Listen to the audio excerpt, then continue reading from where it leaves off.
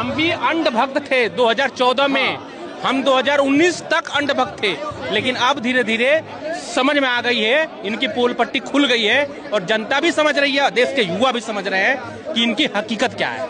क्या समझ में आया आप लोगों को? समझ में आया कि ये देश के लोगों को गुमराह करते हैं। बीजेपी सरकार जो है ये देश के लोगों को गुमराह करके और देश के युवाओं के आंखों में धूल झोंक के, ये उनके आंखों पे पट्टी रख के ये हमें मतलब देशभक्ति पढ़ाने चले थे कि राष्ट्रभक्ति, अगर बीजेपी को सपोर्ट करोगे तो राष्ट्रभक्ति देशभक्ति है, अगर बीजेपी का विरोध करोगे तो तुम देशद्रोही हो।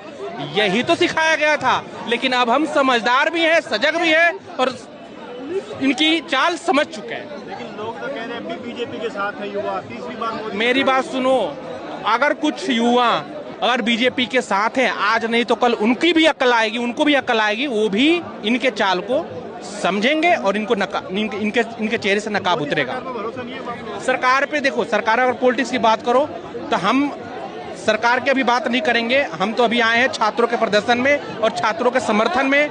जो नीट पेपर लीक हुआ है और जो सुसाइड हुए हैं उसके समर्थन में हम बच्चों के साथ हैं, इसके लिए हम आए हैं। Started to rain, people quickly ran away, but then they quickly came back. What did you make of that? What did that tell you about the enthusiasm of people here?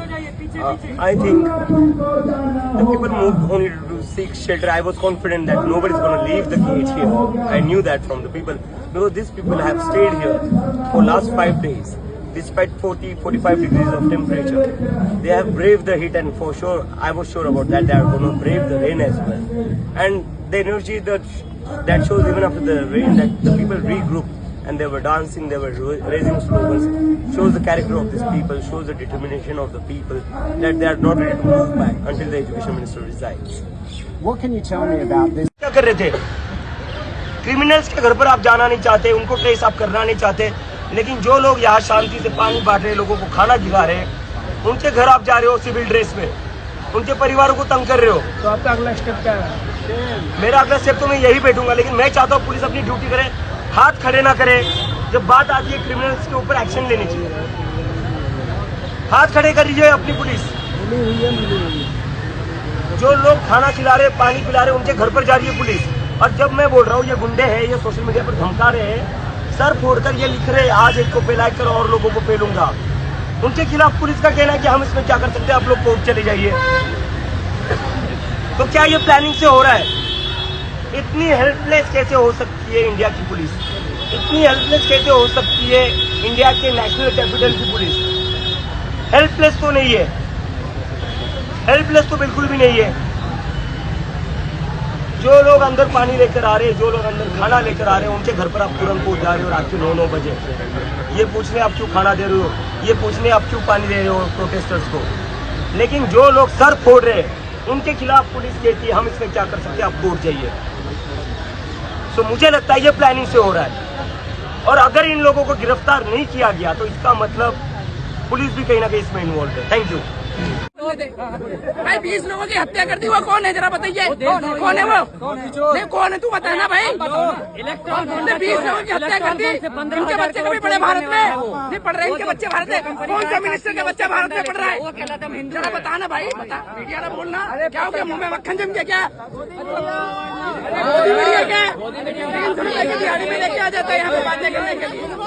लगातार बच्चे सुसाइड कर रहे हो, तुम्हें नहीं दिख रहा है? लखनऊ में मर गया कल, उसका जिम्मेदार कौन है?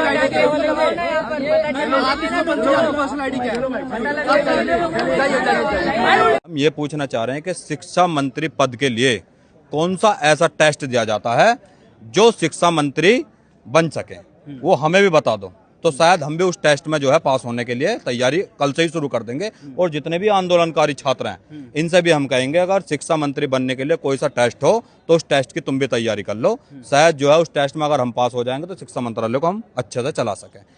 जब ये छात्र इनको छात्र मानने को तैयार नहीं है तो शिक्षा मंत्री कौन सा टेस्ट देगा बैठा है जो उसने जो है उस टेस्ट में पास करने के बाद वो शिक्षा मंत्री के पद पर बैठा है, वो भी शिक्षा मंत्री हम नहीं मानने। अगर वो ये कह रहे हैं कि आंदोलन में जो छात्र हैं वो छात्र नहीं है तो हम उनके लिए कह रहे हैं कि वो शिक्षा मंत्री ही नहीं है, वो केवल फर्जी शिक्षा मंत्री है। धर्मेंद्र प्रधान को आप शिक्षा मंत्री नहीं मानने? शिक्षा मंत्री ने उनको फर्जी शिक्षा मंत्री मानने हैं। आज उनका जन्मदिन है, बर्थडे है, क्या कहेंगे? उनके जन्मदिन पर केवल इतना ही कहेंगे अगर शिक्षा मंत्री बनना है तो हमें ये बता दो कि ऐसा कौन सा टेस्ट है जो हम उसे पास करके शिक्षा मंत्री के पद के लिए अप्लाई कर सके।